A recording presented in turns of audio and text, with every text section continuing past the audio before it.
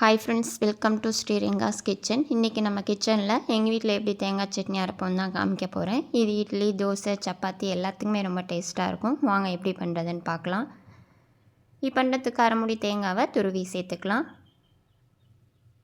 கூடவே 3 table spoon பொட்டுக்கடலை, 2 பச்சை மிளகாய், ஒரு சின்ன துண்டு இஞ்சி, தேவையான அளவு உப்பு, கூடவே கொஞ்சமாக கொத்தமல்லி இலை சேர்த்துக்கலாம். இப்போ இதை கொஞ்சமாக தண்ணி சேர்த்து நல்லா நைஸாக அடித்து எடுத்துக்கலாம். இந்த மாதிரி அடித்து எடுத்துக்கோங்க.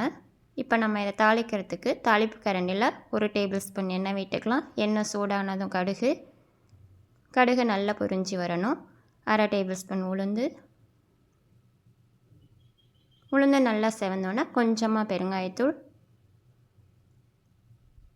கருவேப்பிலை சேர்த்து இப்போ நம்ம அடுப்பை ஆஃப் பண்ணிடலாம்.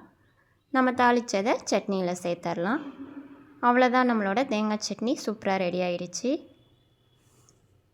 நீங்களும் இதே மாதிரி உங்கள் வீட்டில் ட்ரை பண்ணி பாருங்கள். உங்களுக்கு இந்த வீடியோ பிடிச்சிருந்தா லைக் பண்ணுங்கள், ஷேர் பண்ணுங்கள், கமெண்ட் பண்ணுங்கள். மறக்காமல் சப்ஸ்கிரைப் பண்ணுங்கள். தேங்க்யூ ஃபார் வாட்சிங்.